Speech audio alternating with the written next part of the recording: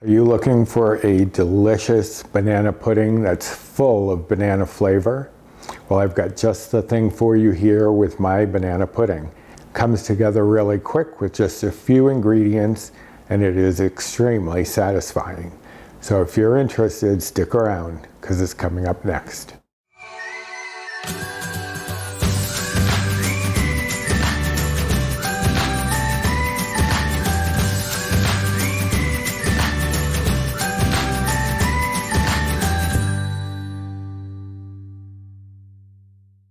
Hello and welcome to my kitchen. My name is Roy. I am a home cook and amateur baker, and I am here on this channel sharing recipes that have helped me to lose over 125 pounds, whether those recipes are mine or someone else's.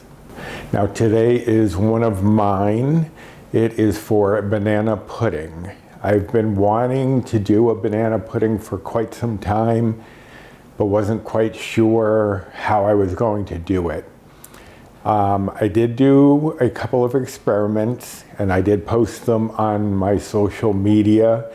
The first attempt was a fail, not as far as flavor, but as far as the consistency was way too loose to be a pudding. So I played around with the recipe a little, and now I have a banana pudding that I am definitely satisfied with. And it's only got a few ingredients, so let's go over those.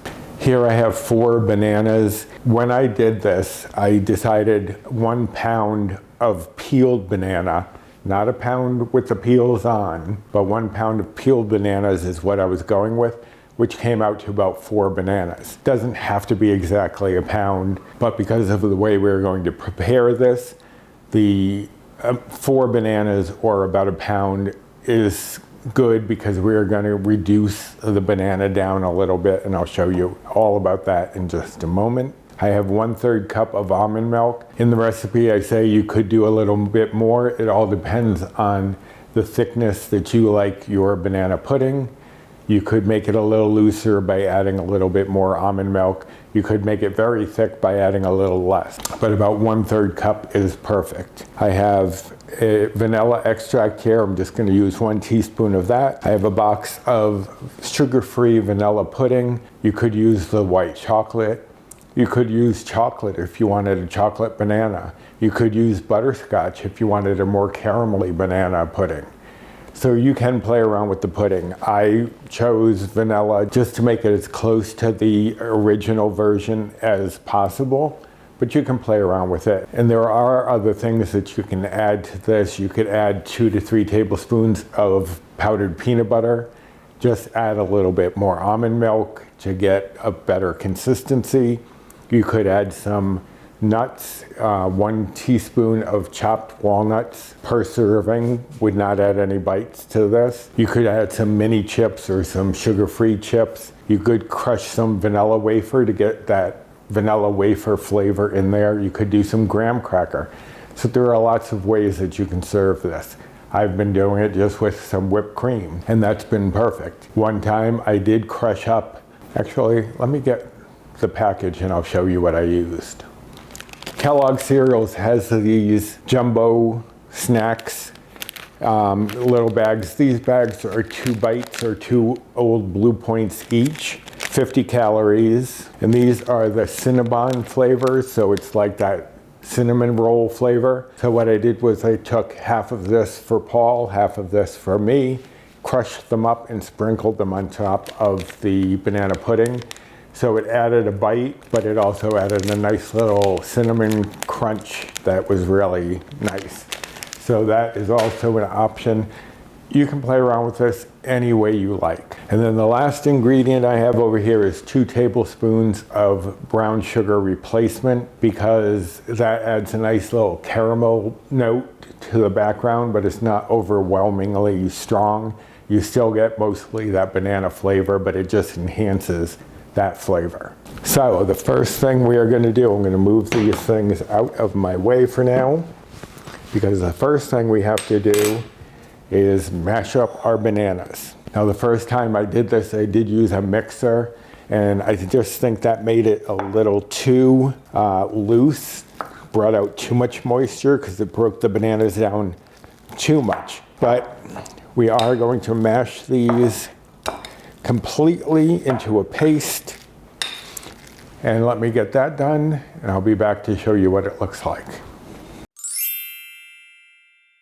Okay, so the bananas are mashed. Didn't take that long because they were already soft. You want them soft, but you don't want the skins to be black, kind of like when you'd make a nice cream or something like that where you want it really mushy. You don't want it that far gone, but you do want them very well ripe. So you kind of want them, you know, kind of like spotted, but not like black where you want that extra sweetness for certain things, like if you're baking with them. This, you want it soft, but not too soft. And this texture right here is perfect. Now, you might be wondering why I have this pot here. That is because we are going to cook this down and reduce the liquid and also enhance the caramel notes, the sweetness of the banana. The first time I did not cook this down, and that's where I got into trouble, and the moisture in the bananas was too much to hold the pudding together. So let me shuffle a couple of things around and we will get started. All right, so I have my mashed bananas in the pan here. And I did forget to mention, I do have some little ramekins, 4-ounce ramekins, that I am going to use to put that in after to make 4 servings. This will make 4 servings, but you can also do it as 2 servings and the bites still are not bad. So, but we will get into that after. Right now, I have my banana in here. I'm going to add in the brown sugar replacement, and I'm going to put this on to medium heat. Now I want you to see, right now, if I run my spatula through it, the banana doesn't allow that trail to stay. And that's what you're going to get when you start off. The reason I'm showing you that is you're going to know that it's done when you put a trail and the trail stays in place. But I will show you what that looks like.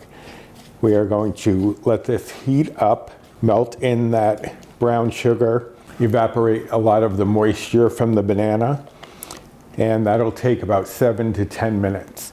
So I will be back when it is ready to move on. Okay, so it's been about 8 minutes, and you can see it's thickened up a bit.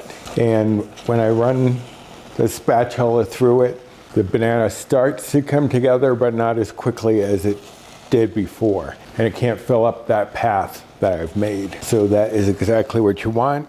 So we're going to turn off the heat. Now we're going to add in our teaspoon of vanilla, just to bump up our vanilla flavors and enhance that banana. And then we're going to stir that in so that it's homogeneous. Definitely getting a whiff of that vanilla from it hitting that hot banana. So right now it's a little too hot to continue on. So we're gonna let this sit off the heat for about 15 minutes to cool down. Then we will move on.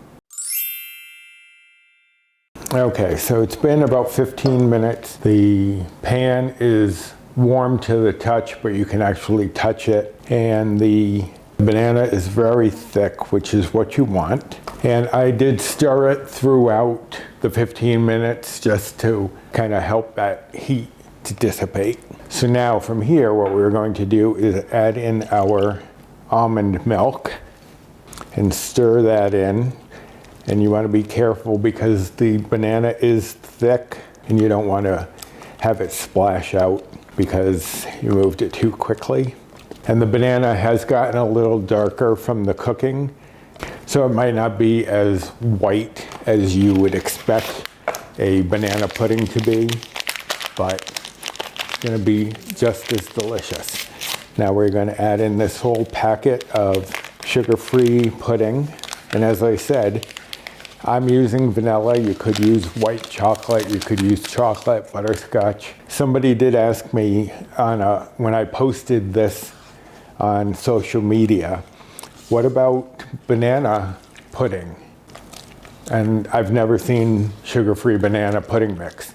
If you can find sugar-free banana pudding mix, I think that would probably be a great choice, but near me, I've never seen it. Now, it's thickened up a bit more, but not too much.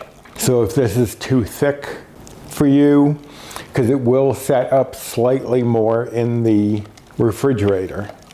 But if this is fine for you, then just leave it at that. If not, add a little bit more almond milk. But for me, that is fine. Although I will add in the little drops that are clinging to the measuring cup there. All right, so now what we're going to do is portion this out into our little ramekins. You can use teacups, you can use bowls, whatever you want. Obviously, you don't have to have ramekins. Just portion this out as evenly as you can. You could weigh it if you were really concerned about getting them even, but I'm not. Okay, so the puddings are all portioned out. What I'm going to do is let them sit out for a little bit longer just to cool slightly before I wrap them in plastic and put them in the fridge for a few hours to get nice and cold. You could eat them warm as they are now, still taste delicious. I just like my puddings cold, but it's very tasty warm as well. So there you have it, my low bite, low point banana pudding. Top it as you like. As I said, there are many options that you could do with this. Chocolate pudding. As I said, 1 teaspoon of crushed walnuts, especially a little toasted so that they enhance the flavor of the walnut on top, adds no bites or blue point. So these are each 1 bite or old blue point. You'll have to calculate based on your personal points what you would get. And this is a true bite. It's each one, if you had all 4, it would only be 4 bites. There's none of that weird math on this one, at least not for the 4. And that cooking and caramelizing of the banana really brings out that banana flavor and helps to concentrate it. So you're going to get a true banana flavor from this banana pudding. Now, if you are following calories, each one of these is 101 calories. I couldn't get an even 100. It came out to 101, kind of like Dalmatians.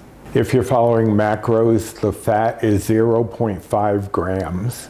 The carbs are 29.1 grams and fiber is 2 grams. I've decided to try to start including fiber if I can remember, because that apparently gives you your net carbs if you are following carbs. So 2 grams of fiber. And the protein here would be 0.9 grams. So if you liked this recipe and this video, I'd appreciate getting a thumbs up. Subscribe to my channel if you haven't yet and you are looking for recipes that can help you on a weight loss journey. Share any of my videos if you think there's someone out there who would appreciate this kind of content, and hit the notification bell for the next time I upload any sort of video. And comment down below, would you do it just as is? Would you change up the pudding? What kind of mix-ins would you use or toppings? Let me know in the comments how you'd like to use this one. The recipe for this will be on my blog, which is linked down below in the description box. Under this video where it says the name of my channel, it'll say show more. Tap that, that opens up the description box and you will find links of all sorts down there. To my recipe blog, to my Amazon storefront, to my Fetch rewards, my Built Bar rewards, and to my social media. And on my social media is where people first saw this recipe in its experimental phases, as well as a couple of other recipes that will be coming up soon for my blueberry cornbread muffins and my coffee bars, Susan, which are little bars with the flavor of coffee at the request of one of my pals, Susan. And you can learn about these things as I experiment if you'd like by following me over on social media Here is my Instagram handle, and there are 2 Facebook groups that I'm part of. One is mine, Recipes with Roy, and the other one is Finding Our Way, W-E-I-G-H, and that one I co-admin with Jennifer Lynn from the Jennifer Lynn channel, of course, as well as Bree Coleman from Balancing Life with Bree. So join us over there, lots of great tips, tricks, recipes, support, and people. So I'm going to be patient, let these cool down, wrap them in plastic, and throw them in the fridge so that they're ready for my dessert after dinner this evening. So I hope that you're going to enjoy some of this as well. And until next time, bye.